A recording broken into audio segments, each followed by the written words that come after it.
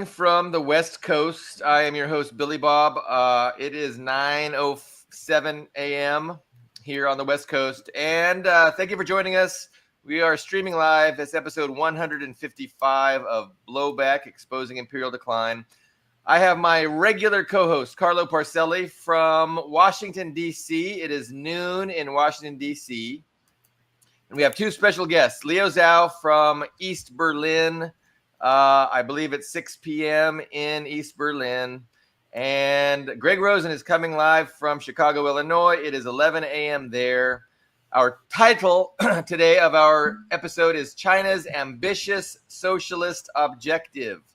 And so we are making some assertions that, are disputed widely in the West about, is China really pursuing socialism, or are they just state capitalist, or are they just capitalist? Is it just another empire to hate, no worse than the United States, or no better than the United States? So these are a lot of the problematic issues that go on in the echo chamber, these ideological disputes about the nature of China. And as Western imperialism, ramps up their efforts to destroy China, or at least try to destroy China, it's very important. These discussions are important to have to really understand what China is and what China represents. And you can't really understand what China is and what China represents if you don't know what capitalism is, if you don't know what socialism is. You can't begin to comprehend and properly perceive China. And so today we want to have, a broad discussion on these topics. And we kind of want to start out, it's a good starting place is going to be Lenin and Lenin's new economic policy. And so we understand that the Bolshevik Revolution was successful in Russia, and then the Soviet government that followed that successful revolution really struggled economically, right? Their economy was not doing very well. It was, it was thoroughly a mess. And it's understandable, right? You have a revolution, you have a civil war, and then, and even before that, you had, a Tsarist dictatorship that presided over cyclical famine and agrarian economy, and it just wasn't developed at all. And so that gets thrown through the blender of a revolution and a civil war, and then the government is left trying to pick up the pieces and trying to deal with that and improve that. And so Lenin did create the new economic policy, and critics of the new economic policy accuse it of being a retreat from socialism, right? And they accuse Lenin of, embracing capitalism and really being a traitor to the revolution and stabbing socialism in the back, kind of were the attacks. And Lenin managed to defend himself. So like this morning, I read this great essay by Lenin, really explaining and defending what was going on and what his thinking was and what socialism is. And it really kind of gets to the heart of the matter. But in lieu of just reading the entirety of that essay, I know Greg has read it. I wanted to have a quick discussion about that essay, about how Lenin explains, what socialism is and why the new economic policy was necessary, and how it's not a retreat. It wasn't a retreat from socialism. Well, Greg, do you want to add something to all that? Yeah, I'm going to do a little broader discussion starting with Marx, and then we'll get into Lenin and Deng. And so I'm going to just sketch out a brief political theory outline on China's trajectory in terms of Marxism-Leninism and ideology. China continues to uphold along with Mao Zedong thought and Xi Jinping thought.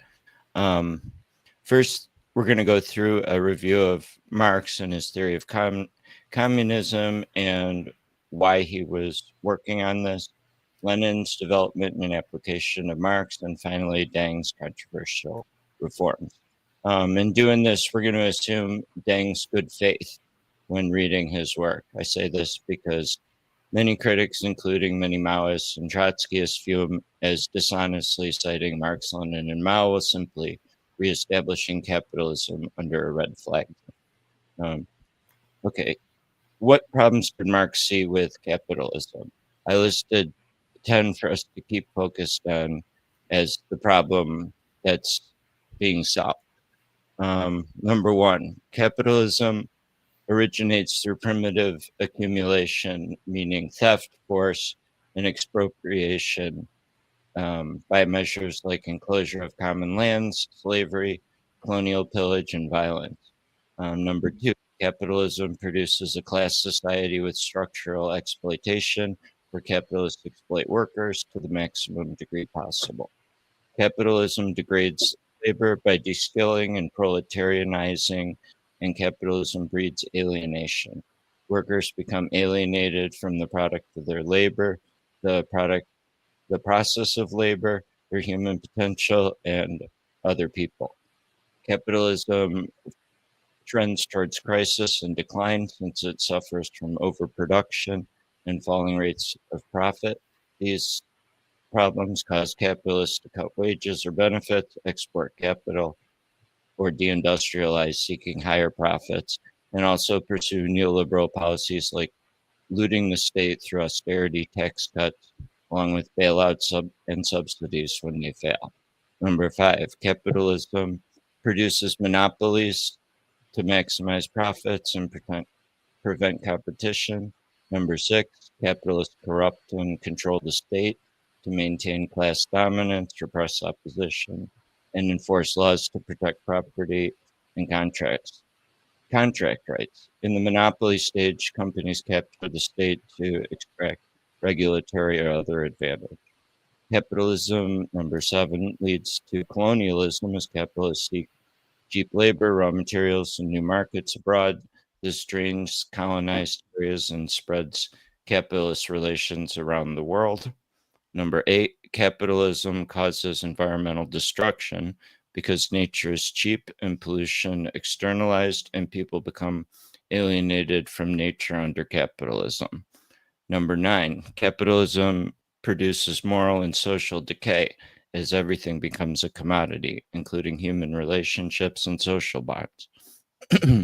Capitalism is historically limited as it contains its own internal contradictions that will eventually make it unsustainable as it produces endless boom and bust cycles, war, and environmental destruction. That is awesome. Marx, that is a very comprehensive, critique of capitalism. So that's excellently done. Thank you for that. You were going to continue. Marx's answer for humanity to progress beyond all this mess to socialism and communism. So briefly, to accomplish this, workers as a class need to seize state power through revolution, set up a dictatorship of the proletariat, nationalize the means of production and planning, and work to eliminate scarcity. During the primary phase of communism, as Marx called it, and Marxist-Leninists would later call socialism, workers are paid according to work and skill, not equally.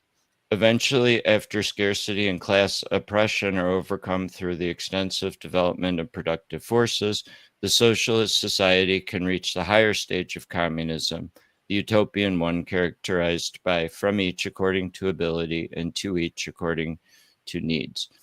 At this point, society is high-tech and automated to the point where work becomes mostly skilled, interesting, and brief. Or as Marx stated in 1846, describing life under the higher phase of communism, I can hunt in the morning, fish in the afternoon, rear cattle in the evening, and criticize after dinner without ever becoming a hunter, fisherman, herdsman, or critic. So, Billy, can you put up the Marx quotes? Yeah. So, I don't know if you want to if we want to read through these, this is first the two components of socialism as Marx defines it. Number one, the dictatorship of the proletariat. The question arises then, what transformation of the state undergo in communist society? In other words, what social functions will remain in existence that are analogous to present state functions? This question can only be answered scientifically, and one does not get a flea hop nearer the problem by a 1,000-fold combination of the word people and the word state. Between capitalist and communist society, there lies the period of revolutionary transformation of one into the other. Corresponding, this is also a political transition period in which the state can be nothing but the revolutionary dictatorship of the proletariat. The other goal, which he defines as socialism in the primary stage, is eliminate bourgeois property, the means of production. The distinguishing feature of communism is not the abolition of property generally, but the abolition of bourgeois property. But modern bourgeois private property is the final and most complete expression of the system of producing and appropriating products that is based on class antagonisms, on the exploitation of the many by the few. In this sense, the theory of communists must be summed up in a single sentence: abolition of private property. Another quote from the Communist Manifesto on this: the proletariat will use its political supremacy to wrest by degrees all capital from the bourgeoisie, to centralize all instruments of production in the hands of the state, i.e., of the proletariat organized as the ruling class, and to increase the total productive forces as rapidly as possible. And then he's pointing out that during this primary phase, there's something called bourgeois right, which means inequalities that are still built into the economic system. And he says, within the cooperative society based on common ownership of the means of production, what we have to deal with here is a communist society, not as it is developed on its own foundations, but on the contrary, just as it emerges from capitalist society, which is thus in every respect, economically, morally, and intellectually, still stamped out of the birthmarks of the old society, whose womb it emerges. Accordingly, the individual producer receives back from society, after all deductions have been made, exactly what he gives to it. That's from Critique of the Gotha program in 1875. And then a little bit on the communists, the higher phase. Just a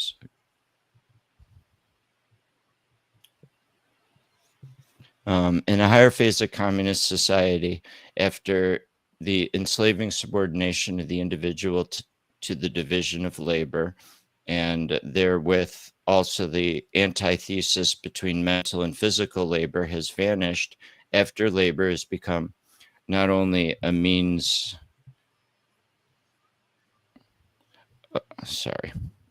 not only a means of life, but one's prime want. After the productive forces have also increased with all around development of the individual, and all the springs of cooperative wealth flow more abundantly, only then can the narrow horizon of bourgeois right be crossed in its entirety, and society inscribe on its banners, from each according to his ability, to each according to his needs.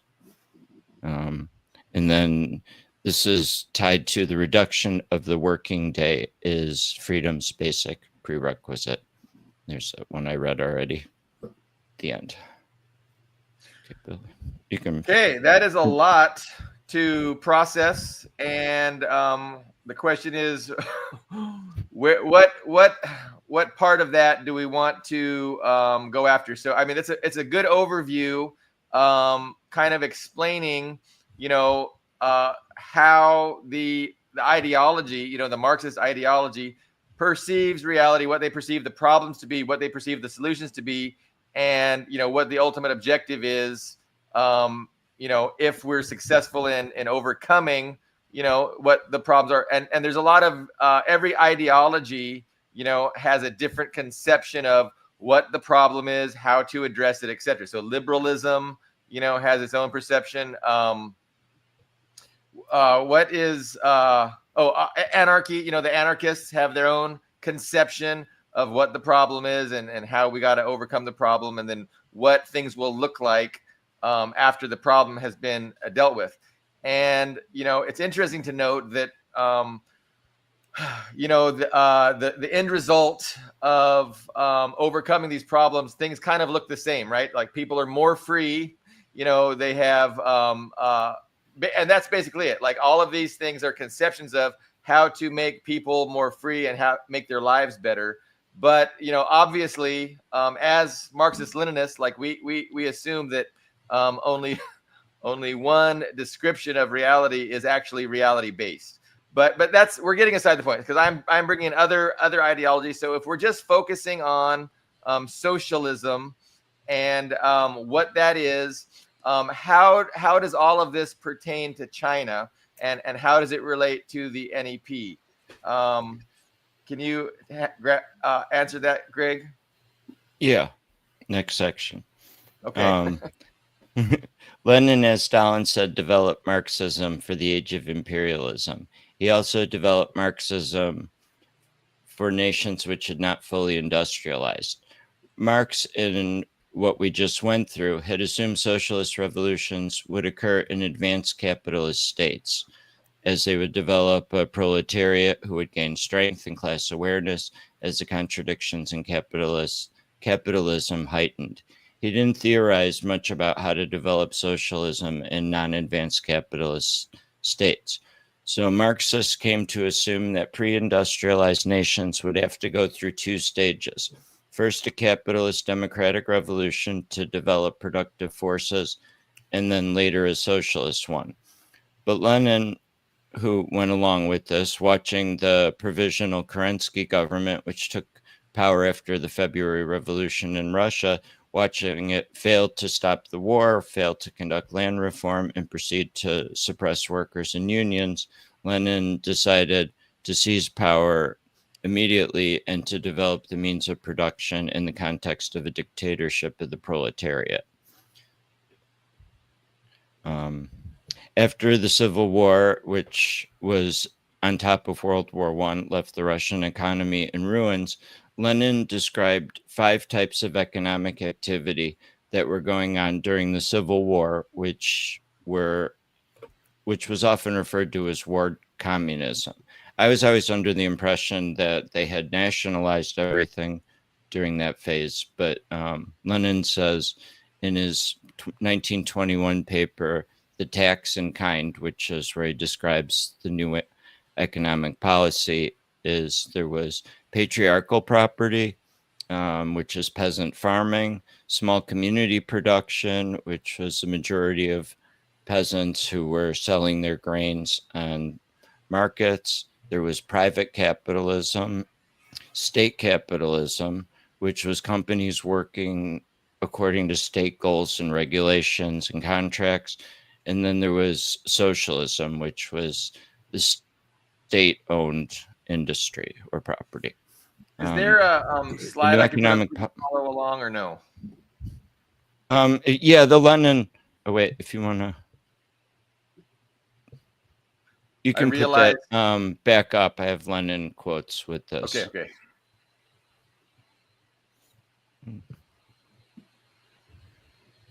That's strange. Maybe stop sharing that, and then we'll have to reopen it. I realized that the paper wasn't matching what you were saying after a while.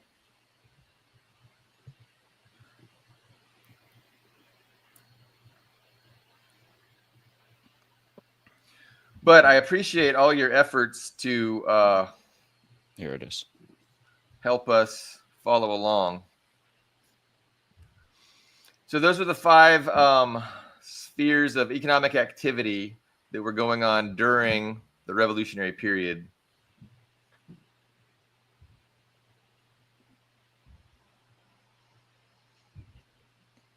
Yeah. So this was the new economic policy was in place from 1921 through 1928. He called it state capitalism, meaning all forms of economic activity would conform to state goals and regulations. Lenin cited Imperial Germany as the most clear example of state capitalism. He proposed that Russia should stay in this phase for as short a time as possible because it leaked a portion of the surplus profit to capitalists instead of socialist development. However, this leakage was worth tolerating while developing and trying to learn from the capitalists. Lenin proposed waiting until the entire Soviet Union, defined as every village, was electrified before fully socializing the economy. He said under optimal international conditions, meaning the lifting of siege, it could be accomplished in 10 years. Otherwise, with continued siege, it would take considerably longer. Lenin died before this was accomplished, and Stalin socialized the entire economy beginning in 1928 as he saw corrosive influence of capitalists and kulaks sabotaging, profiteering, and trying to corrupt the party and state. Plus, the USSR remained under capitalist encirclement, and given the rise of German fascism and Japanese imperialism, had to prepare for war, catching up to the capitalists as quickly as possible. Hence, could no longer tolerate leaking profits to capitalists. By the time electrification had reached all regions, by that time, electrification had reached all the regions, but not all villages. Full electrification, as Lenin defined it, didn't occur until 1960. So look at these quotes. State capitalism is a precondition for socialism. To make things even clearer, let us first take the most concrete example of state capitalism. Everybody knows what this example is. It is Germany. Here we have the last word in modern, large-scale capitalist engineering and planned organization, subordinated to a Junker bourgeoisie imperialism.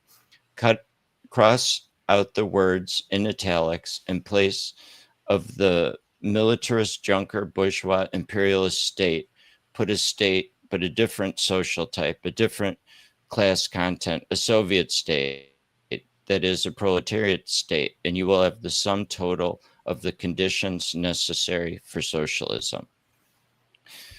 So in this example below that, he goes through how he sees the different forms of organization that they're talking about. The war communism, which has capitalists profiteering freely, state capitalism, which has capitalists profiting in an organized, contracted way, and then state ownership. So the petty bourgeois who hoards his thousands is an enemy of state capitalism. He wants to employ these thousands just for himself, against the poor, in opposition to any kind of state control. And the sum of those thousands, amounting to many thousands of millions, forms the basis for profiteering, which undermines our socialist construction. Let us assume that a certain number of workers produce in a few days values equal to 1,000.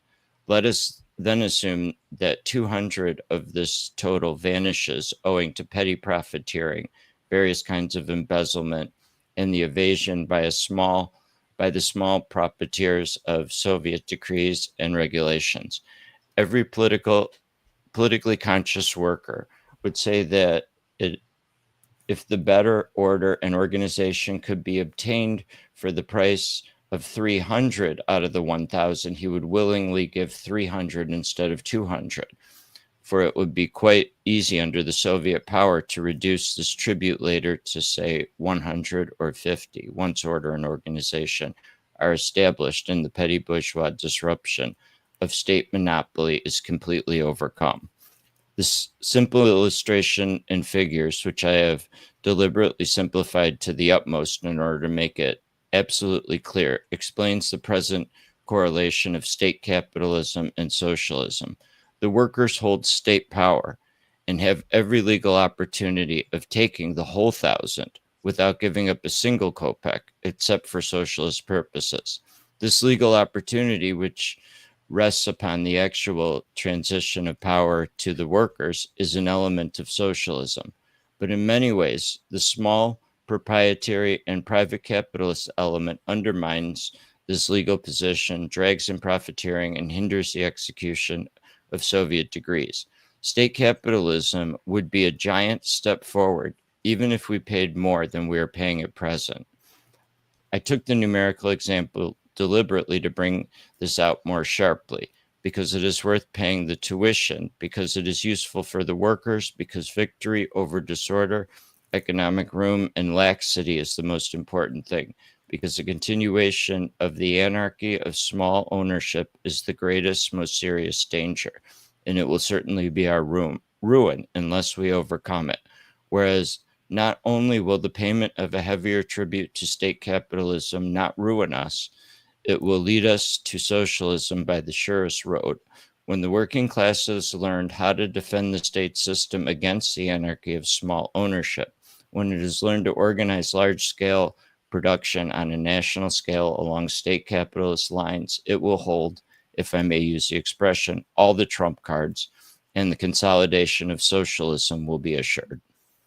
So you're suggesting that Lenin did not believe that you could just take political power and by decree implement end-stage communism? They have political power. Why don't they just pass a law saying we've now made end-stage communism, right? Because they're underdeveloped and they don't know what to do. Right. Yeah. So these goals, these objectives are long-term and they require effort and work. And it's not easy because all the while you're engaged in effort and work and trial and error and does this work? Does this work? All the while you're doing that, you have the capitalist class, both within and outside of the nation, trying to obstruct you and trying to take back power so they can go back to business as usual. So the other thing I was thinking of, there's a train of thought that says, Lenin saw the new economic policy as a retreat from socialism. And here he's making quite clear that the new economic policy was a big advancement towards socialism, if not socialism itself. And again, socialism is just such a broad thing. It's hard to really narrow it down and easily define it, because depending on if you're talking about, political or economic or the effort to achieve something, I mean, these are all socialist things. Like there's a socialist political party, there's a socialist mode of production, and then there's also pursuing socialism. Socialism is also the act of, pursuing more socialism and the effort towards attaining socialism. And so these are all socialism, and it can get very confused, and it's hard to have a discussion and get everybody on the same page. And then when you have people that think socialism is equivalent to poverty, misery, starvation and gulags and authoritarianism, it's hard to overcome that and explain things in a succinct way. But it's important that these conversations are held. So Lenin definitely saw the new economic policy as an advancement, right? Not a retreat from socialism. Say that again, Billy. Lenin perceived the new economic policy to be an advancement towards socialism and not a retreat from socialism. And so it seems that in that way, he is not defining, well, we might disagree there. I was going to say he is not defining socialism as just a mode of production. Because I think it's problematic to define socialism as a mode of production, because ultimately, I think the big picture purpose of socialism is to improve people's quality of life, right? Now, we think inherently, it's the capitalist mode of production that causes people's quality of life to suffer. And so we need to address the mode of production in order to improve people's quality of life. But ultimately, when we have two competing approaches where, hey, we can, implement dogmatic socialism, which is the, implementing the socialist mode of production and abolishing the capitalist mode of production.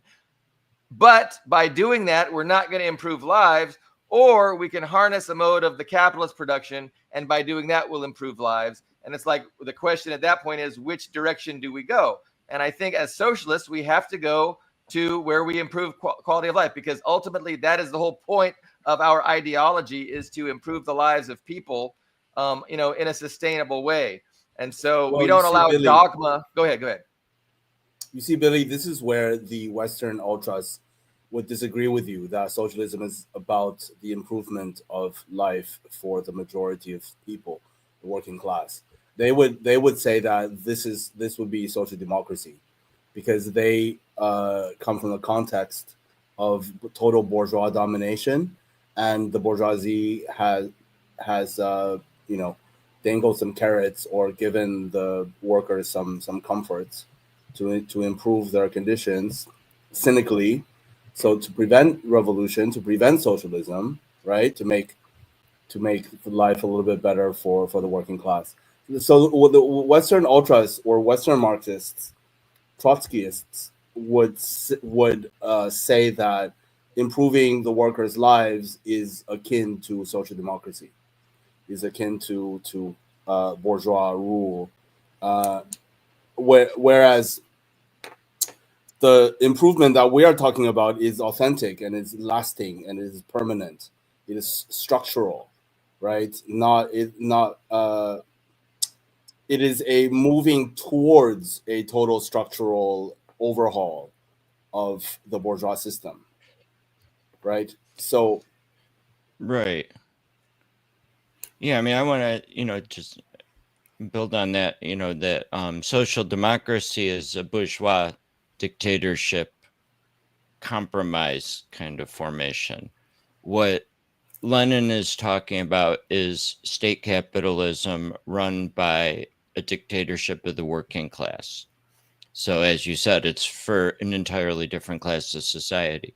Social democracy is maintaining bourgeois rule by, throwing some bones to the workers, basically. So you're absolutely right. A lot of ultras, they think if we talk about improving lives, they're like, well, the bourgeois improves lives. Like, look at our life in the United States. Like, they improve lives. Like, that's the same old. We want something better. We want socialism, and what their idea of socialism is, the abolition of private ownership. But yeah, I mean, again, when these two things, contradict each other, when you have to go with one or the other, do you go with the dogma of abolishing private ownership to the detriment of people's actual quality of life, or do you choose quality of life and in furtherance of the progress towards expanding socialism on a global scale and totally forever eradicating the capitalist their rule in nation states and around the globe. And further complicating the Western view of improvement of life conditions for the majority is the blind spot of imperialism, right? Western Marxists do not see that the improvement of living conditions in the Western sphere in the 20th century is based on the extraction and exploitation of the global South. Western Marxists routinely have a blind spot for that. In that way, they're stupid and they're ridiculous. It's like, I mean, people in the United States are doing well. What about people in Africa, in the Central and South America, in Asia? Like, these people are being exploited. The periphery states are being exploited. The underdeveloped countries are remaining underdeveloped, so that, number one, the ownership class in the West can be billionaires, and number two, a little bit of that stuff trickles down to the Western working class, and then we can say, hey, everything's working fine. What's the problem? Anyway, no, your point is very well taken. Greg, were you continuing? Did you have another page? So you get just a tiny little thing. So you get dummies saying things like, well, China alleviates poverty. Well, capitalism alleviates poverty also. Well, what you say? Yeah. But Leo hit the nail on the head, because capitalism requires imperialism at the same time, and it's no coincidence that the age of discovery conflates with over 500 years ago, conflates with the rise of modern scientific techniques, which culminates in the calculus with Newton and Leibniz, and that with that acceleration of Western technologies around the modern scientific technique, is a perfect match for the age of discovery, for Elizabeth I, the Spanish, the circumvention of the globe, so that the birth of imperialism is intrinsically tied to the birth of modern capitalism, if you will. So, and technological advancement. And technological advancement, exactly. Greg, how did you have another page? Should I put it up? Yeah, I got a little introduction, and then you can. Let me go through my. Oops.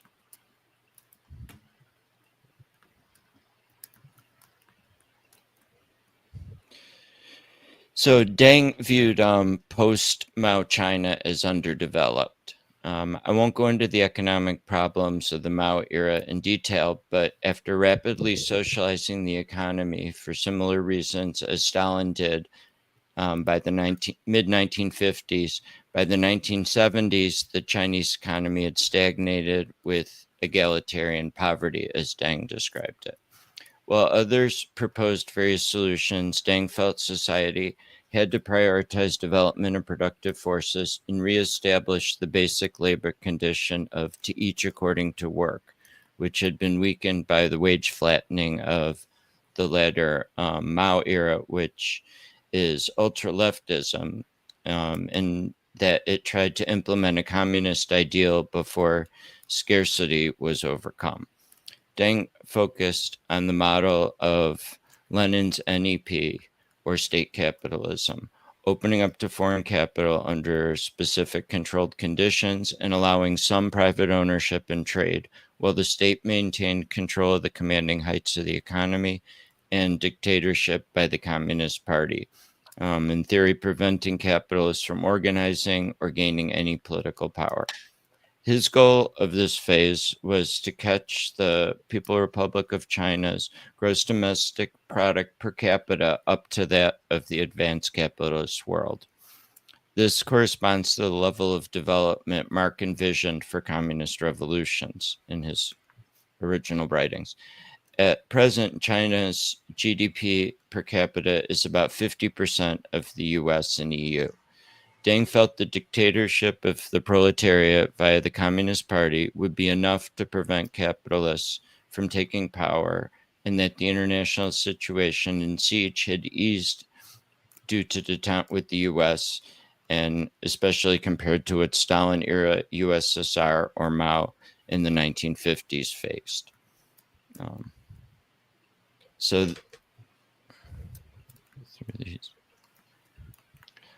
From 1984, this is to Deng's affirmation of where China is going. What is socialism and what is Marxism? We were not quite clear about this in the past. Marxism attaches utmost importance to developing the productive forces. We have said that socialism is the primary stage of communism, and that at the advanced stage, the principle from each according to his ability to each according to his needs will be applied. This calls for highly developed productive forces and an overwhelming abundance of material wealth. Therefore, the fundamental tasks for the socialist stage is to develop the productive forces. The superiority of the socialist system is demonstrated in the final analysis by faster and greater development of these forces than under the capitalist system. As they develop, the people's material and cultural life will constantly improve. One of our shortcomings after the founding of the People's Republic was that we didn't pay enough attention to developing the productive forces. Socialism means eliminating poverty. Pauperism is not socialism, still less communism. And this is where he links to Lenin's state capitalism during the NEP. Okay.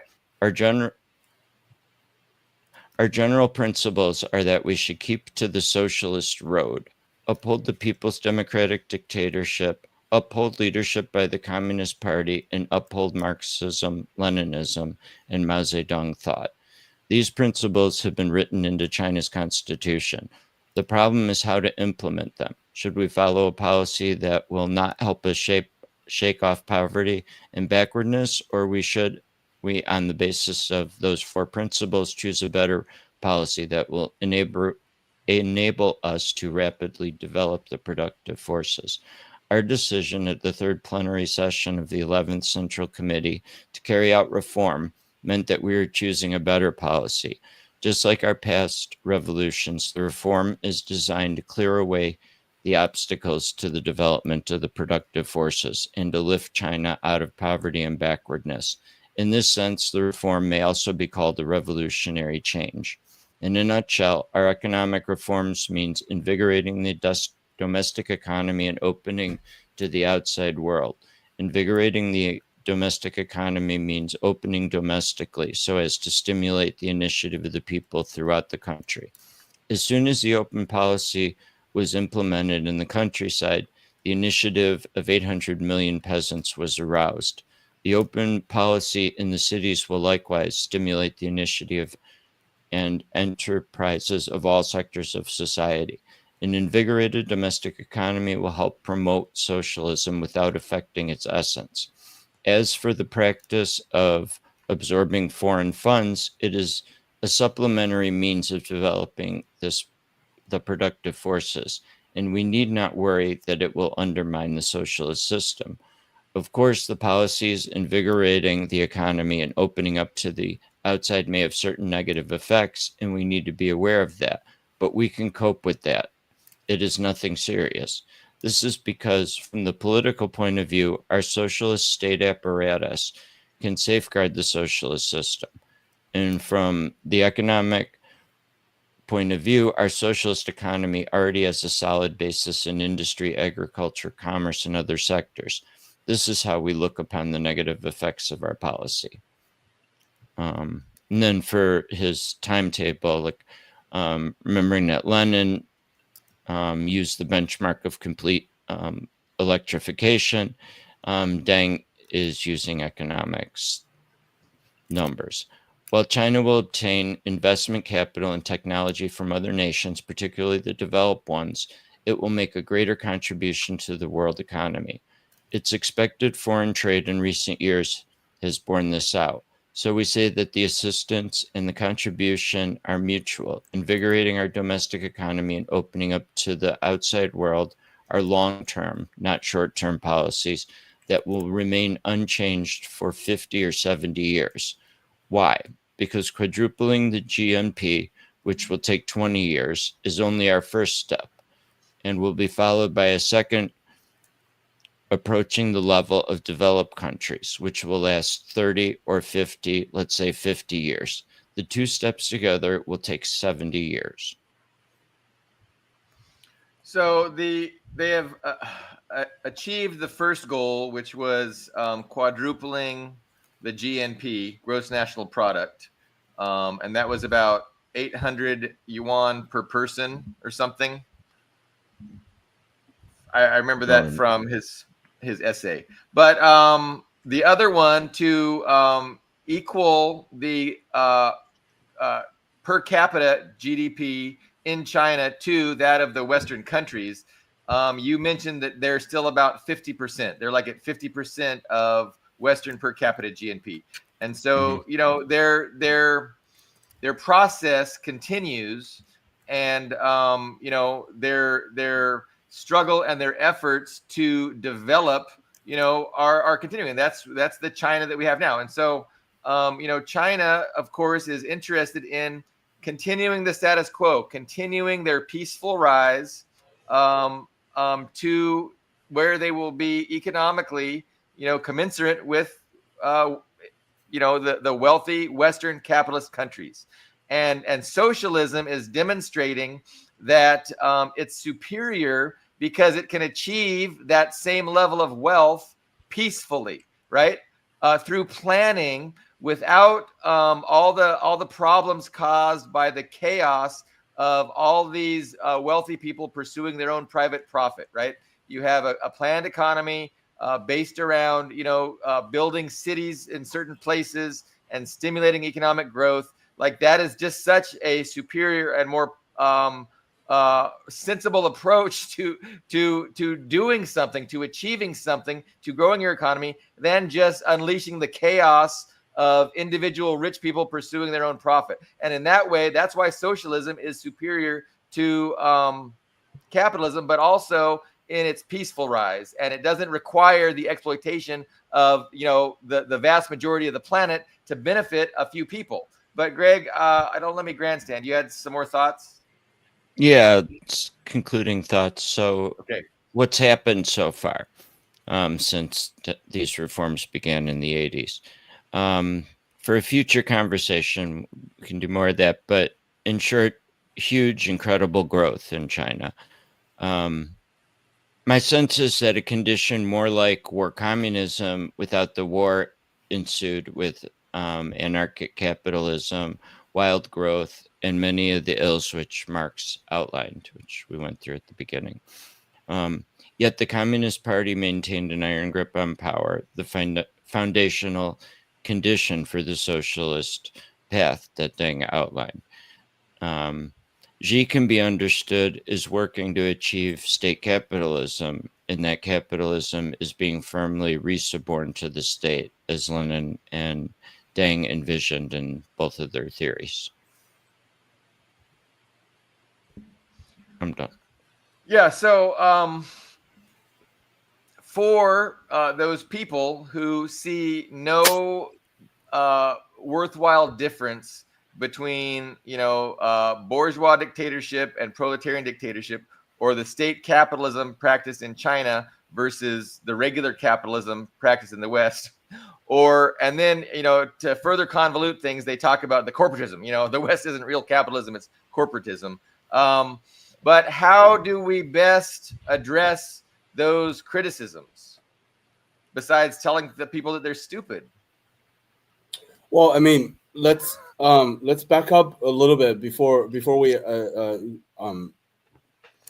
do how do we address these people? I mean, the key point, right, that Greg just covered, or what he was reading, is the not deviation but adaptation of Marx, right?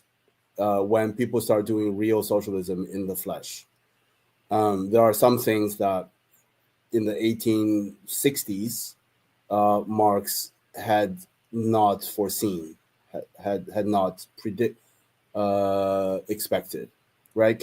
I think it might be useful for us to make a list of these things that in the 1920s and 30s and the 40s and 50s that Marx, almost 100 years prior, could not foresee, right? Like, one would be the monopolistic power of imperialism, the monopolistic power which enables them to regime change, which enables them to exert massive repressive campaigns to crush homegrown revolution, right? Homegrown socialism in Europe, in the advanced industrialized economies.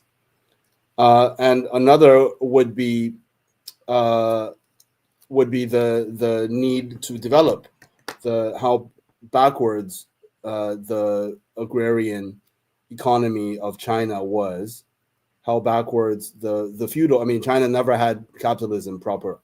China went from feudalism straight into socialism. So China did not have the spur of development that capital, the concentration of large amounts of capital, enabled the West to develop after feudalism. So China, the peasant revolution, rather than a proletarian revolution, was something that Marx did not foresee. Right, that was the basic thing. So with that comes a series of other branch of other difficulties or issues, factors, like the underdevelopment, the structural severe underdevelopment in such a huge country.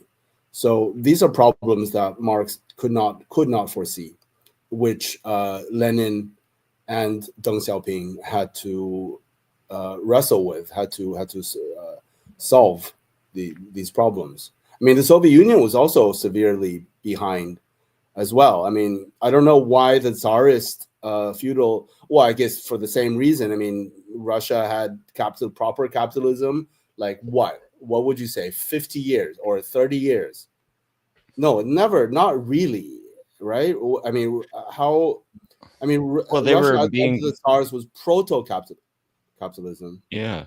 And they were being colonized to some degree by Britain and France, particularly in Germany, right? Sure. It was sending capital to Russia. Yeah. So Russia never had its Ford had never had its incredible capitalist modernization, right? Assembly line, serfdom to the revolution, right? Yeah, also in a way went straight from serfdom to a socialist construction, and it was also behind the Western powers. Some say 100 years, some say 200, almost 200 years developmentally behind the colonial powers, which industrialized from colonial profits, slavery, and extraction.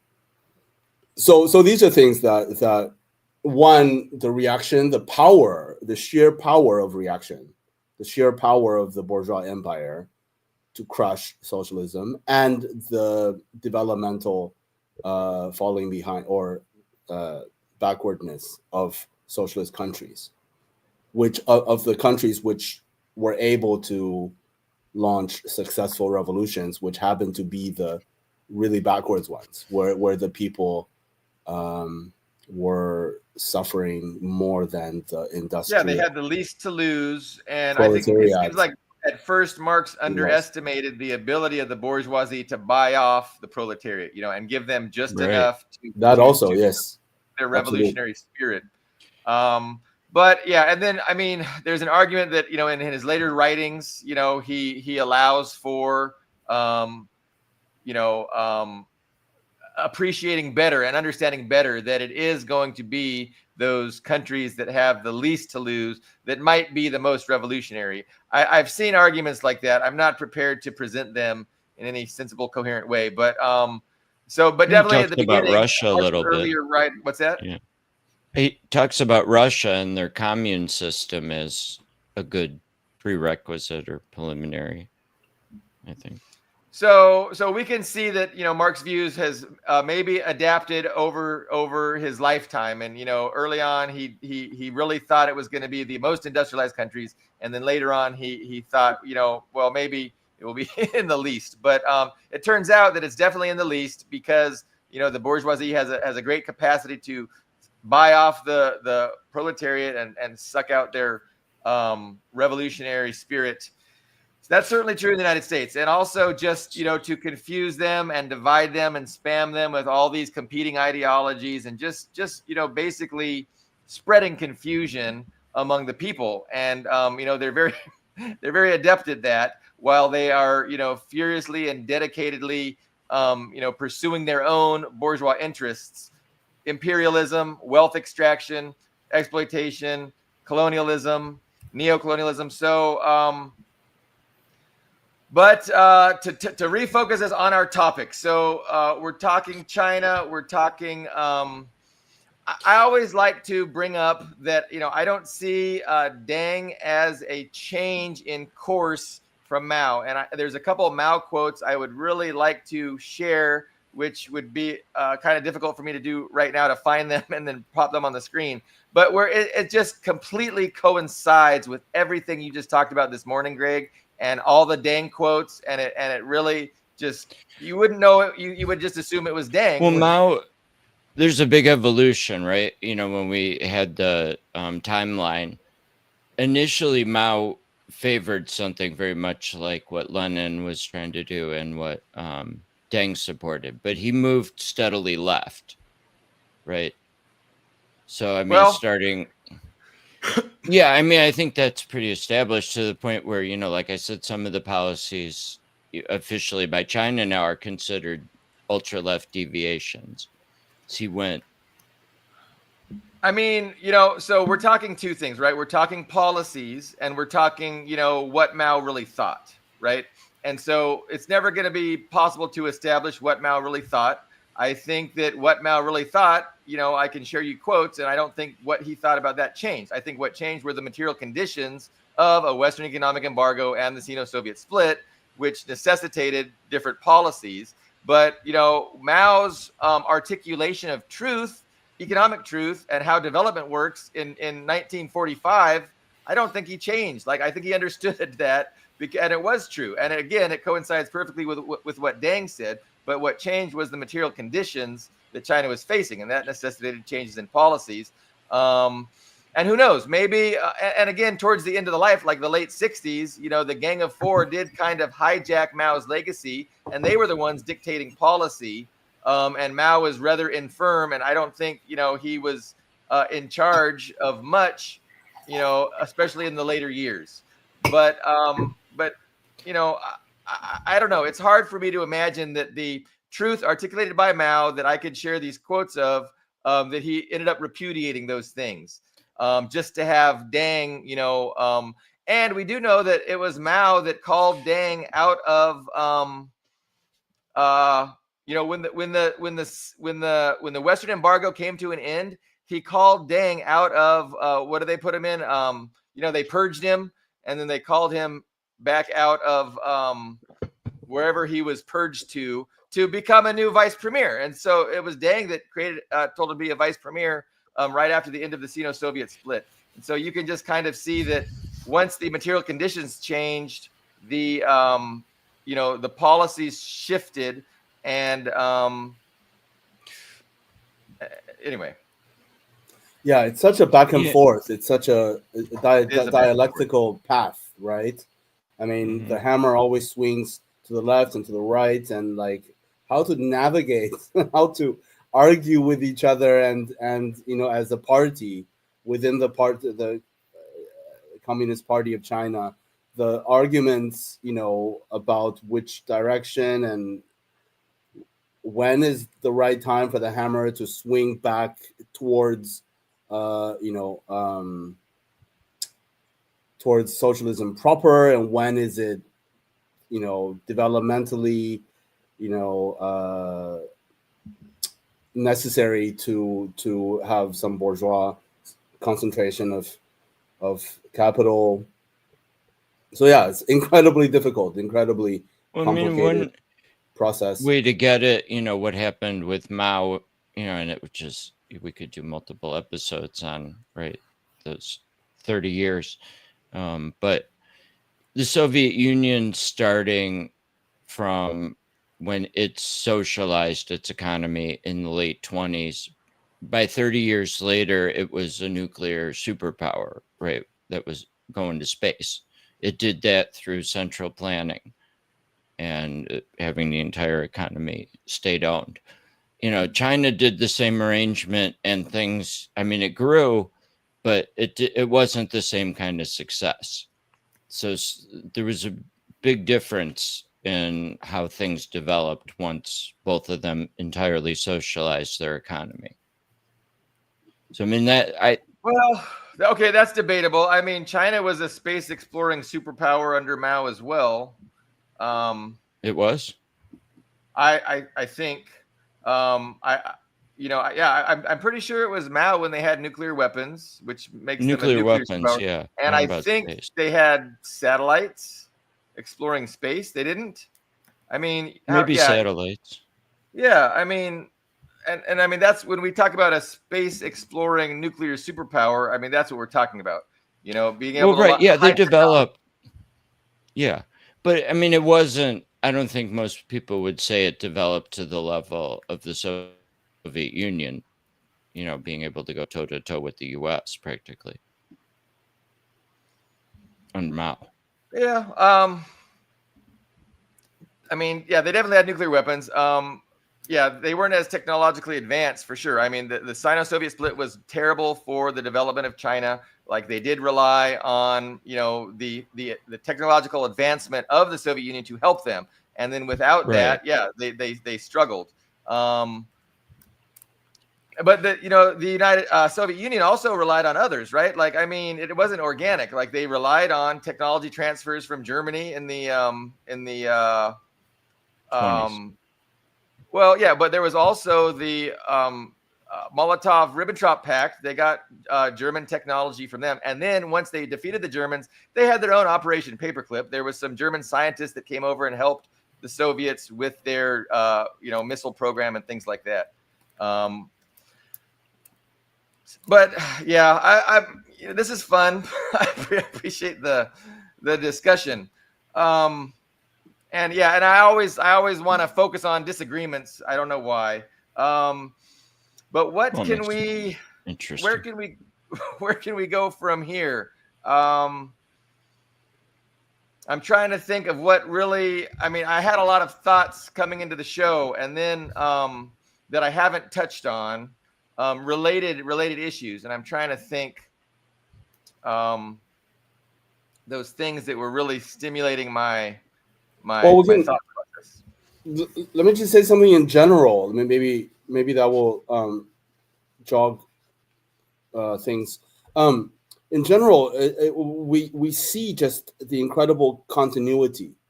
We see absolute continuity of the socialist project, and we see absolute continuity of the imperialist capitalist project on both sides of the world. I mean, it's really incredibly consistent, the fight that the socialist camp has been waging, and the war on the working class that the capitalist powers, the empires, have been fighting, have been waging. And there has been some fictional ruptures, entirely fabricated ruptures to confuse people on both sides of the world as well. I mean, we have been convinced, or a large part of the Western left has been convinced of both of these fictional ruptures, which is that after World War II, one of them is that after World War II, the colonial powers changed their spots. The colonial powers became champions of protectors of freedom, democracy, and human rights, because they helped to defeat their own attack dog, which people don't understand, that the Nazis and the Italian and Spanish fascists were attack dogs of empire, of England and USA, of empire. And so there's that illusion of rupture. And then on the other side, the Western left is absolutely convinced that the socialist project was ruptured, was disrupted, was betrayed even by Lenin, by the new economic policy, by the state capitalist formations of the socialist camp. So they're convinced of this rupture as well, that it's no longer real socialism, and it's a betrayal, and things went awry, and things went wrong, and it's fake socialism. So yeah. So in this, if one is convinced of both of these fictional ruptures, then the only logical conclusion is support imperialism. Is support the freedom, democracy, and human rights of the USA. You take the principled view. Oh, I hate them both. They're both evil, right? And that's, I mean, and they think that is where a lot of people fall, because they which is actually supporting imperialism. Yeah, Exactly. But no, you did jog a very long diatribe that I am now prepared to deliver. So thank you, Leo. I apologize to everyone for what I'm about to say. No, I wanted to make the point, and you really did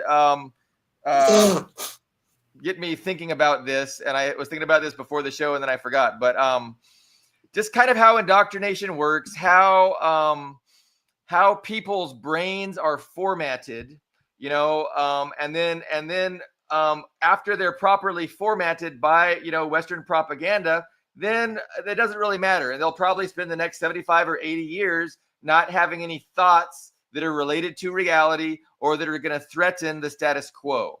And so what they do first and foremost, and what their primary task is to again put a couple of pillars within people's minds that are unquestionable. So people are unable to question the idea that socialism and communism especially is synonymous with failure, misery, poverty. And even if there's no sense attempting that, because it is always just going to fail. And we know that history has proven that true.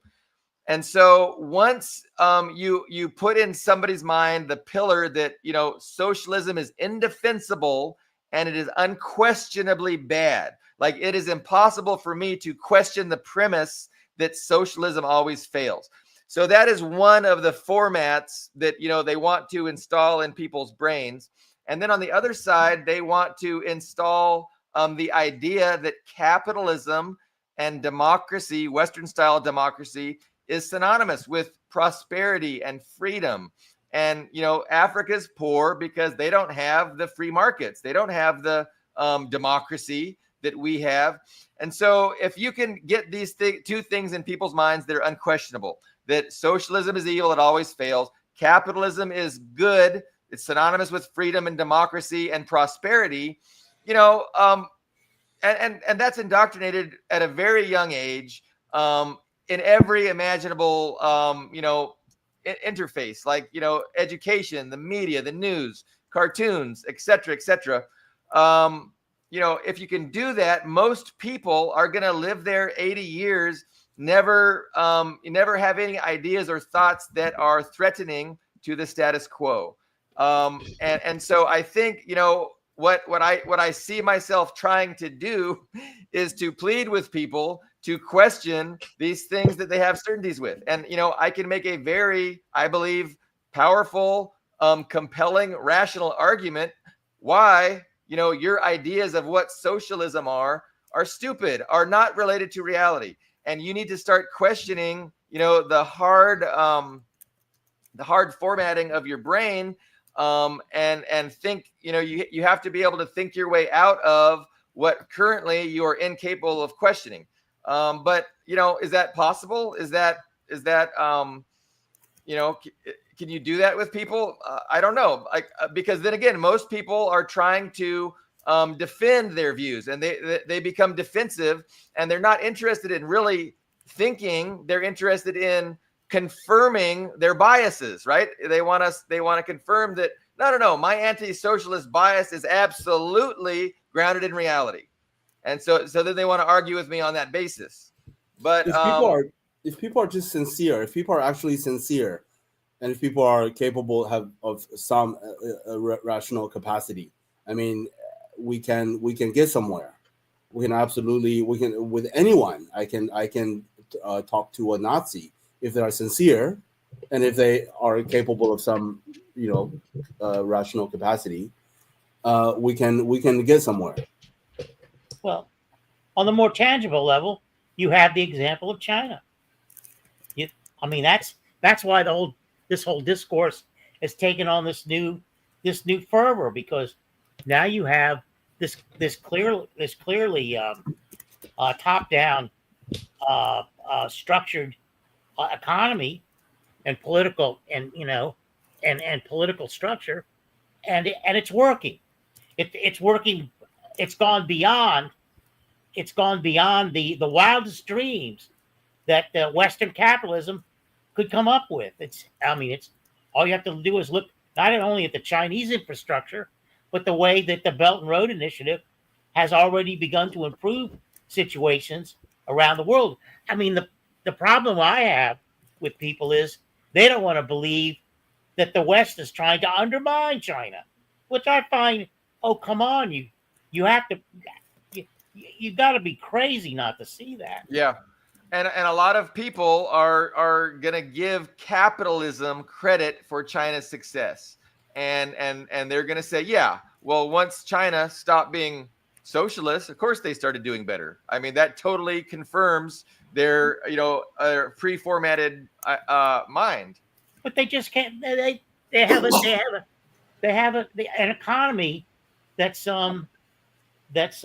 structured in a way that it's focused on, and what succeeds, and what doesn't succeed, and it doesn't succeed, and you learn from what fails. Yeah. And it comes from the Communist Party and their 5-year plans and so on and so forth. Yeah, and that's my response. My response is, so you're describing capitalism. You're saying China's capitalist, and capitalism is when a communist party controls all the banks, controls the biggest industries, and develops 5-year economic plans that even the private industries are subservient to. So that's free market capitalism. And then they don't really respond back after that because they have nowhere to go. Yeah. Yeah. But that's why it's important to try and explain to them that socialism is not what you think it is. Socialism is not the the poverty, the misery, the authoritarianism, and the starvation, that you think it is. And it's a pragmatic approach to, improving the lives of, the working class, the vast majority of people. But you also have to understand Marxism. You have to understand class struggle. You have to understand that the ownership class is interested in maintaining power and undermining, the organized proletariat in their efforts to take political control and run things in their interests instead of, the bourgeoisie that's running things in their interests. So there's a struggle there. And anyway, it's not that complicated, but it's just so interesting that how all of this most important reality has been erased from the minds of Westerners to a very large degree through the education system and through their exposure to, the billion-owned echo chamber. It's a really interesting reality that, we're dealing with. And it's very, very important, especially as China comes in the crosshairs of Western imperialism. Well, go ahead. Yeah, what's happening right now with the People's Republic of China is kind of the other half of the argument of socialism. If socialism doesn't work, why did the U.S. military have to spend 10 years trying to crush it in Vietnam, trying to prevent it in Vietnam, right? I mean, that's the that's the question that no anti-communist or no one who claims that socialism doesn't work can actually answer. Like, why didn't the capitalists just sit back on their comfy, luxurious chair and wait for socialism to fail and collapse? And very soon, people are going to, figure out that this doesn't work. So why did they spend, billions, trillions of dollars to wage wars all over the world, to commit massacres in South America? I mean, countless death squads. I remember one response against communists. One response to that is because we're altruistic and we're trying to free people. Right. Well, what's interesting about it, I'm going to say something a little controversial here. Trump pointed out when he was at Arlington Cemetery that when he saw all the graves, that these people were losers. And I got an eventual deferment after many years arguing with my draft board for the condition of my feet too. So I have that in common with him. But I know what he's talking about, losers, because if you look at Vietnam now, they're they're one of the U.S.'s largest trading partners. There are luxury hotels, Marriott's, all over Vietnam. With in Ho Chi Minh City, you got buffets that cost $150 to go to a buffet meal there, and that's what he means. He means there was no genuine ideological conflict with Vietnam. It was all surface. It was to build up the arms industry and make billions of dollars for them and that sort of thing. The whole notion that there's a contention between capitalism and communism or socialism is overblown in that regard, because now there's now Vietnam is essentially a thriving metropolis, a thriving country with nearly 1 million people. I mean, nearly 100 million people. It's Greg, amazing. Any thoughts about what Carlos saying? I mean, one other thing. The only differences people now can point out are generally cultural differences. And I will say that, when you go to a foreign country, especially in Asia, for people I know, I've never been, but it's the culture that's the last bastion of it's, I wouldn't want to live in that country because of this aspect or that aspect, and it's all cultural, because otherwise people are doing quite well actually in China and Vietnam, as far as I can tell from people I've talked to who come back. Yeah, no, they didn't need any help or saving from us, right? No. But I mean, I want to push back a little, because I think the U.S. anti-communism is real and continues, both for, fear of a good example and because socialist states put limits on the free travel of U.S. capital in search of maximum profit. So,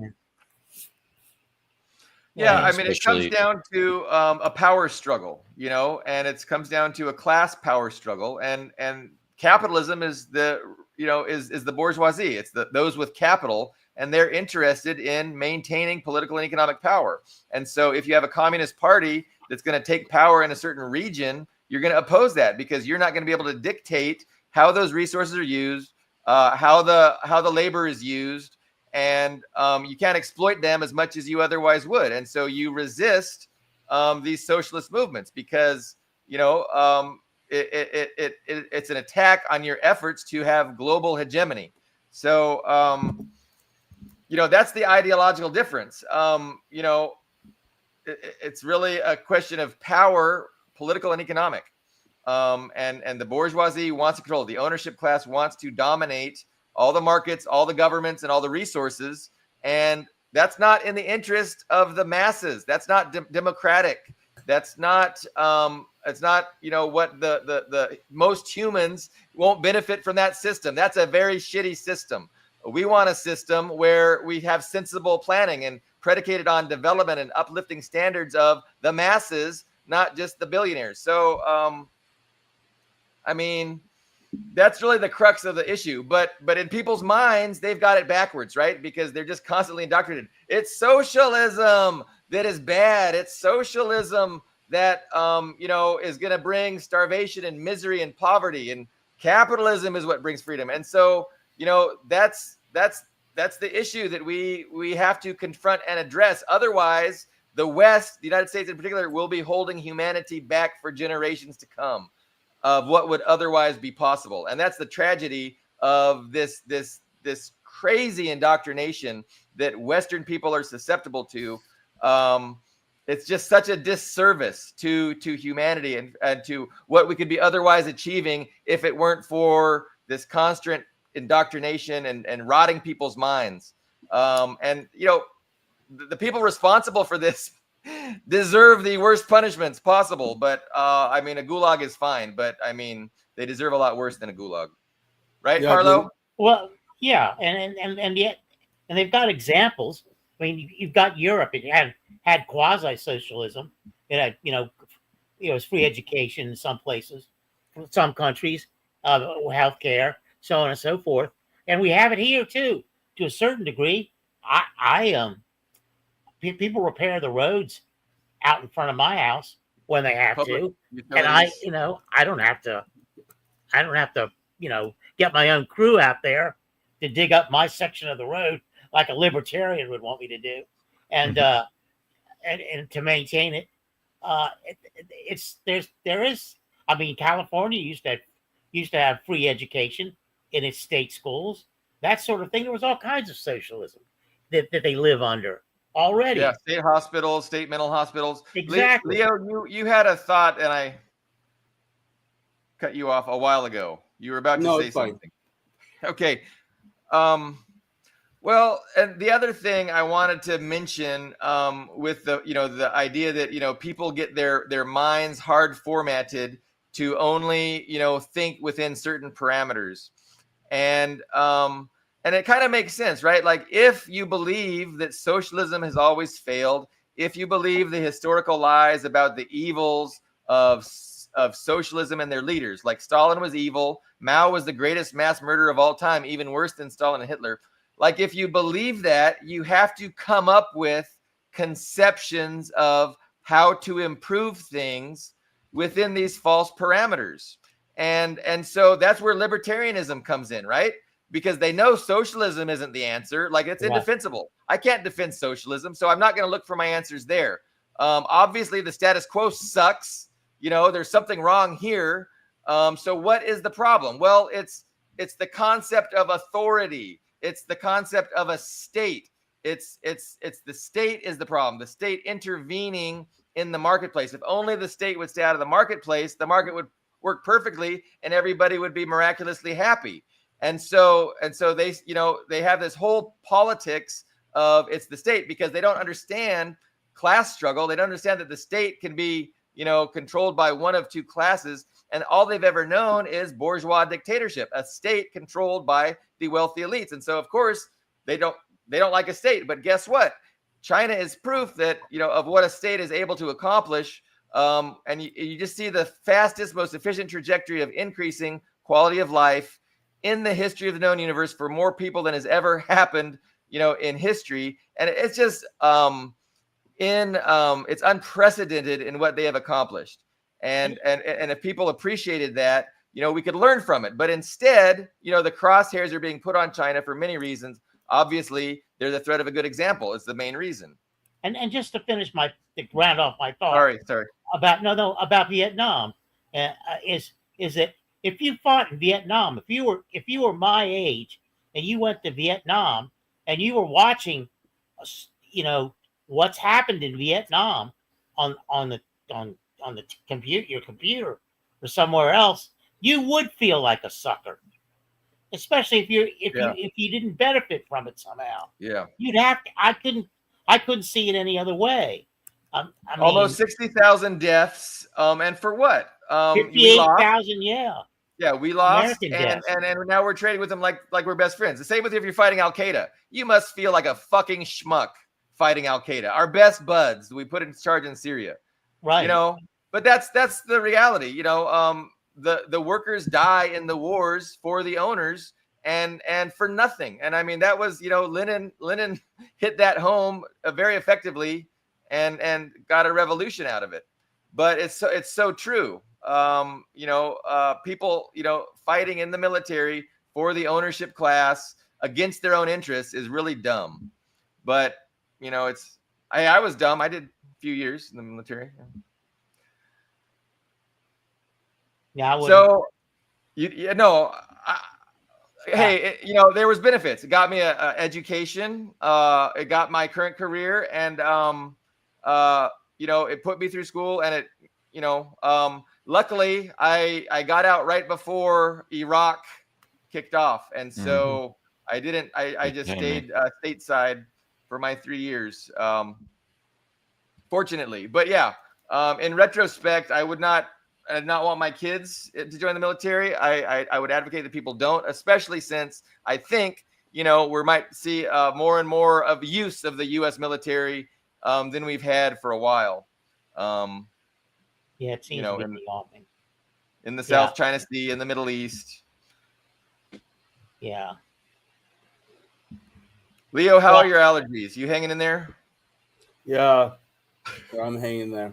Oh boy. So the other thing is that occurred to me is the World Bank gave Burkina Faso a report card, and it was very good. It was like everything, they ticked off everything.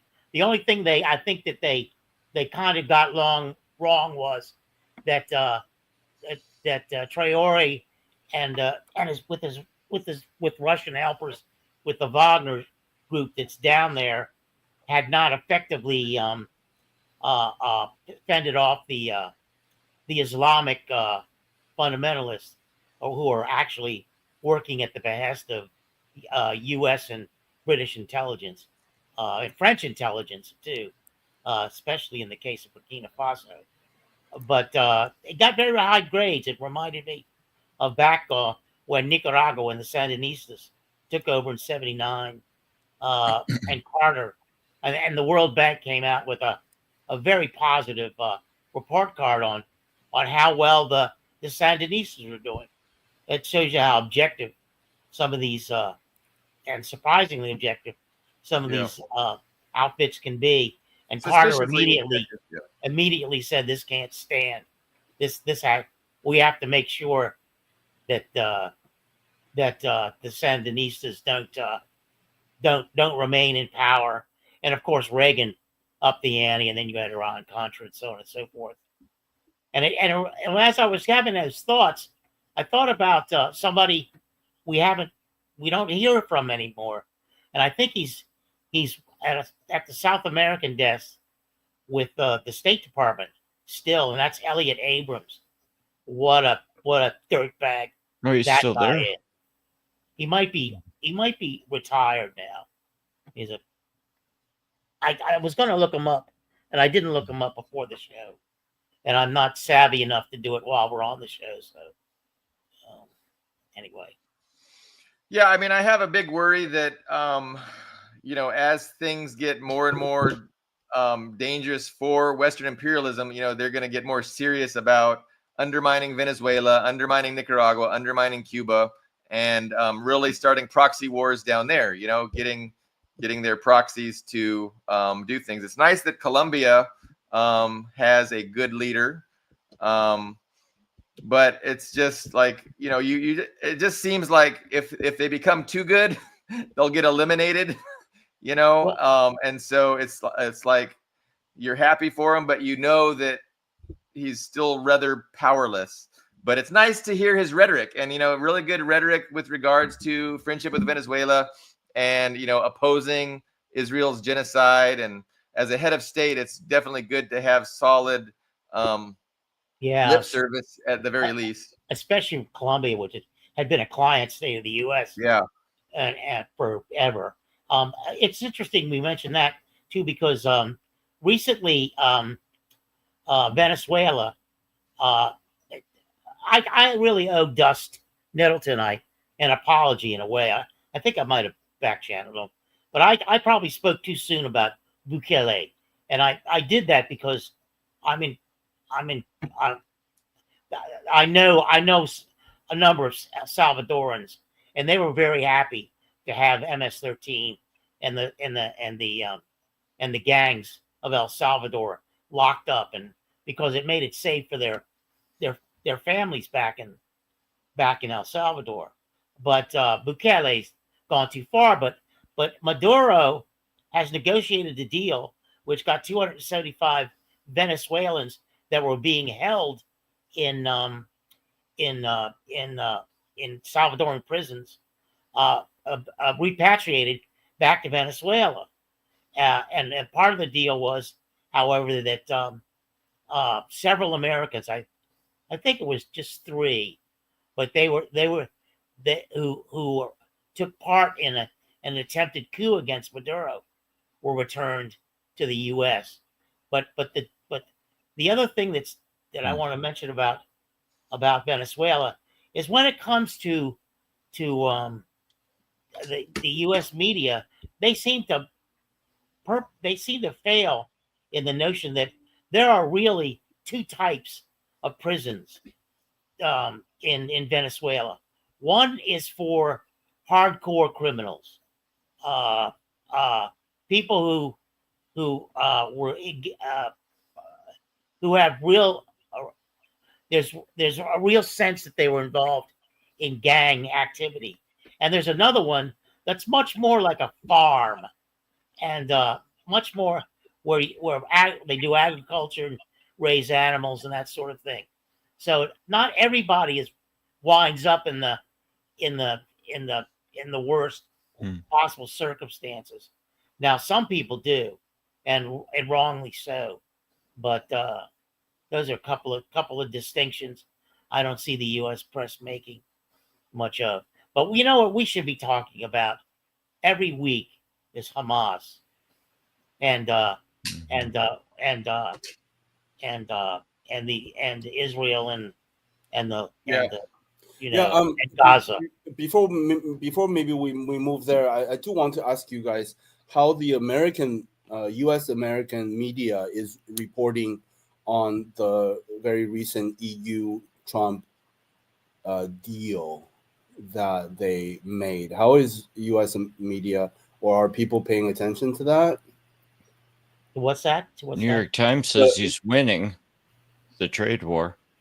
Yeah. I imagine they're portraying it as a big win for Trump, right? Yeah, that they can 30% tariffs to 15%, right? With the EU.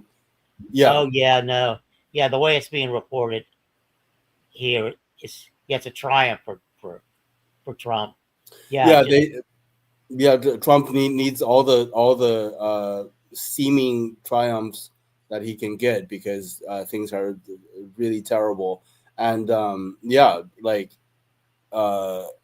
sticking it to your friends, like leeching off of your friend, or like subordinating and pimping out your friends, stealing from your friends, dominating and robbing your friends is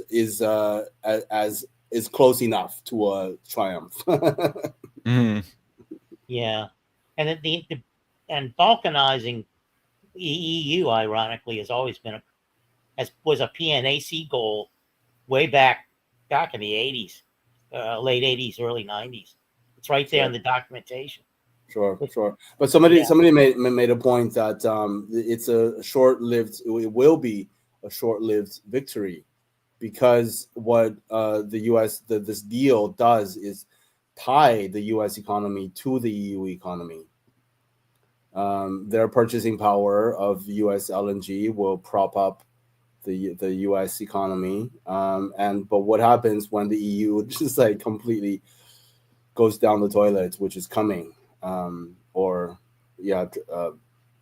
increasingly, lower and lower in the toilet. So it's going to drag the U.S. economy down with it. And all they want to do is get off that. And one of the laughable aspects of it is one of the trading partners for Russian oil continues to be the United States. It should sanction itself. Yeah, hypocrisy upon hypocrisy. The point to highlight for me about the EU is just how you have the bureaucrats just destroying the country. Like, they're destroying the European Union. The people in the European Union are not benefiting from these policies. They're disastrous. They're horrendous. And it kind of just highlights the class divide. It's like, for the greater class interest of, waging war against China and Russia, the EU leadership is forcing their people to sacrifice and not have access to cheap Russian energy, to not have access to, or not to improve trade relations with China. They're gonna join the U.S. in the trade war against China, and that is all to the extreme detriment of the working class. Now, the bureaucrats, the rich people that are implementing these policies, forcing these policies down the throat of the people, they're not going to suffer because they're billionaires anyway, and their lives are going to continue to be very, very well. And and that's the that's an essential factor to keep in mind with trying to explain why the EU is pursuing these policies, because the people pushing them aren't going to suffer. It's the fucking people that are going to suffer. But it's just bizarre that the people are allowing it to happen. It just seems so egregious with, we're going to start spending what, $8 a cubic meter for U.S. natural gas instead of 75 cents for Russian natural gas. Like, it's so confusing. Well, I'm sorry. Go ahead, Leo. No, I was just going to say Europe is culturally, not only politically captured, but culturally captured. It is the whole 9 yards, like in every way, just bound to empire. Still occupied. Still occupied militarily. Right, still occupied. And to get back to Gaza. After Gladio, right? After Operation Gladio in the 1950s, wholesale mass suppression of European socialism, another wave of European socialism after the war, after World War II, another wave after the last wave was crushed by the Nazis and the Italian fascists and the Spanish fascists, another wave because the Soviet Union was victorious against the Nazis. So another wave of European socialism was crushed in the 50s, in the late 40s. Yeah. And the 50s. The OSS, and then CIA. Ever since then, Europe has just been America's little bitch. Like, staging sabotage. Well, and Trump knows that, and that's why Trump is treating them like our little bitch. And I mean, Obama and Biden, they had the good sense to pretend that wasn't so. And who knows if it was good sense, but Trump is just outright very hostile to them and saying, humiliating. Hey, yeah, and you guys need to do this. But again, the ownership class, the bureaucrats are in agreement. Like, yeah, this is what we need to do. Don't worry, we will do our job of getting our people to sacrifice for us, and it's really in us. And so you got to look at it through the lens of class to understand what's going on. And if you don't appreciate oppositional class interests, you can't make sense of it. It's like, why is any nation sacrificing themselves for no good reason? Well, you can't make sense of it. The only way you can make sense of it is through the lens of class struggle and oppositional class interests. Understanding the likes of Merz and von der Leyen as compradors, as the classic dictionary definition of comprador class, people who sell people of the bourgeoisie, who sell their own people, who sell the future of their own children to the empire, to colonize. And as long as they don't get their own nationalistic ambitions and go rogue like Hitler did, they'll be embraced and appreciated. As long as if Hitler just would have cooperated more with his capitalist benefactors, he wouldn't be the reviled evil person that he is today. But I think van der Leyen, they're definitely the heirs of the Third Reich. They're and so I think they have the common sense, that they're not going to. And didn't somebody even say that we're not going to make the same mistakes of the past? We're not going to go rogue. We're gonna toe the class line and not think nationalistic. Carlo, what do you guys think of Macron's stated intention of recognizing a two-state solution in Gaza? What do you guys think of that? Is he just blowing it out his ass? I mean, he doesn't have any power to enforce it. Like, it's good politics because people are disgusted. Any politician is going to align himself with that disgust.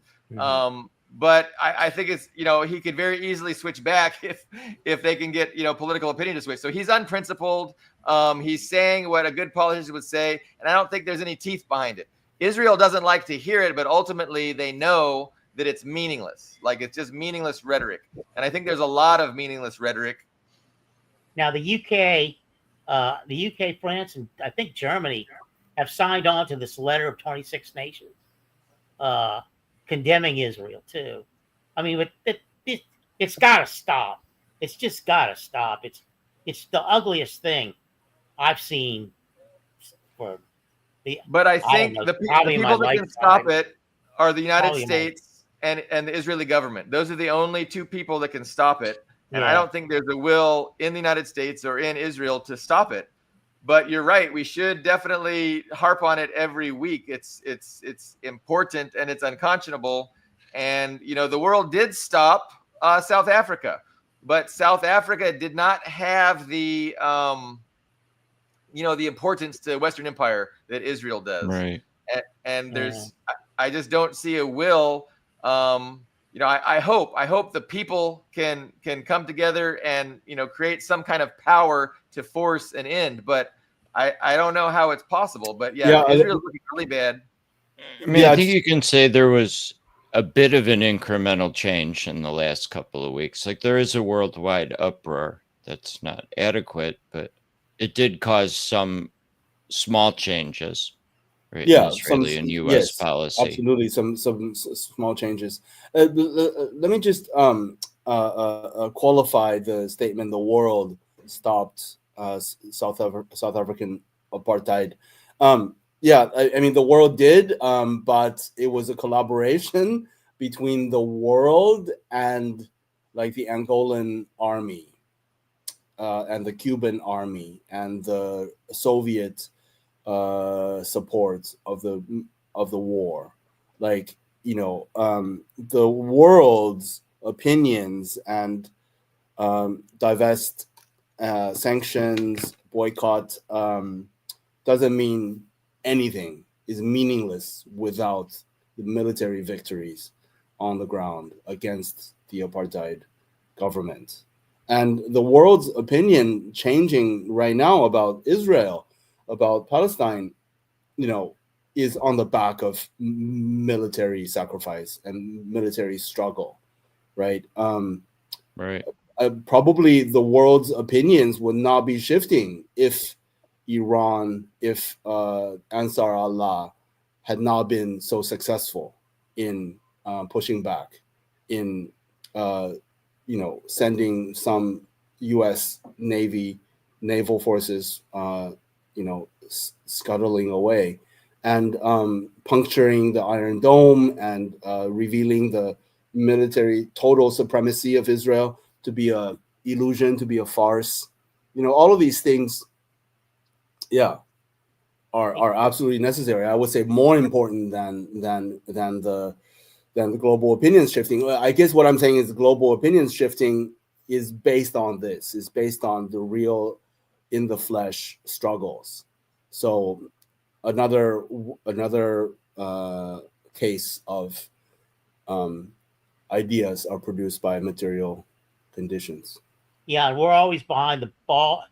I'm always behind the 8 ball on that because now you've got to watch the United States and Britain trying to break up Azerbaijan to prevent the pipeline from going directly to Iran from Russia, and they never, when you think you got them, they've got something new they pull out of their hat. They're just diabolical. Absolutely, they're diabolical. And now Thailand and Cambodia. Exactly. Precisely. Hopefully that's already seems to be maybe subsiding. Hopefully. Yeah, because ultimately, the Vietnamese put Hun Sen in power, and now his son's in power in Cambodia. I think that has to carry a little bit of weight.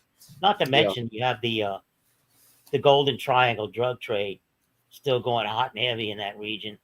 Nobody, especially U.S. intelligence, wants to mess with that. That's a black budget cash cow, and it's been there since Alfred McCoy, wrote The Politics of Heroin in Southeast Asia.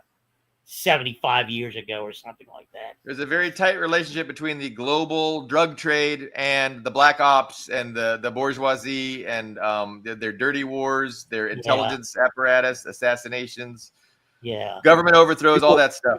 Yeah, Doug Valentine's book on the Phoenix program paints a great picture of that too. The strategists in the Pentagon and in the White House, they're just sitting there going like, who can we get to fight? Can we get Pakistan and India? Yeah. Let's get Pakistan and India to fight. Let's try to get Azerbaijan and Armenia. Yeah, that's a good idea. Hey, how about Cambodia and Thailand?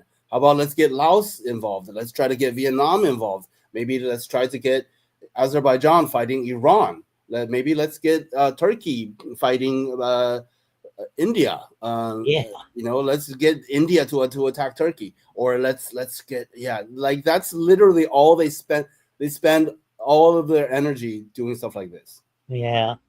Now Pakistan is supporting Iran, so, and it said it would supply Iran with nukes if it came to that. Which if it comes to that, then maybe India will get involved with Iran. Yeah, and I mean, Pakistan, I don't know if I trust them. Like, they've got the very popular anti-Western leader, former cricket star, Khan, in prison still. Yeah, I know. And so, and they're doing that at the behest of the U.S., Yeah. So they're, it's complicated. Ultimately, I like what India always says, the West is just incompetent. There's no way. They're like a drunk man trying to get across the bar to fight China, but there's all these other things in the way. So, I mean, I'm optimistic about, the West's inevitable decline. And it's just, they can't, they're not competent enough. They don't have enough power to deal with, the tides that are rising against them. And the tides are progress. And, and to call progress socialism, I don't think is a leap at all. I think that's what we're seeing, especially with China.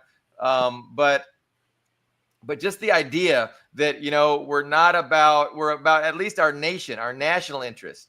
And so even if you're not nominally socialist, if you're going to pursue your national interest, hey, that's better than being part of the empire and subverting your national interest to the good of the empire and the empire of the ownership class. Anyway, I can tell my blood sugar is low. We're almost 2 hours in.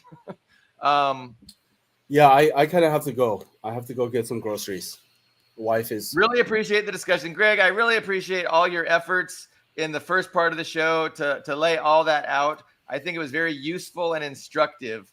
And I hope we get as many viewers as we had last week. That was a really great show. But I want to thank Carlo, my co-host, and Leo too. And we will definitely wrap this up and see you guys hopefully on Friday. Big up. We will win.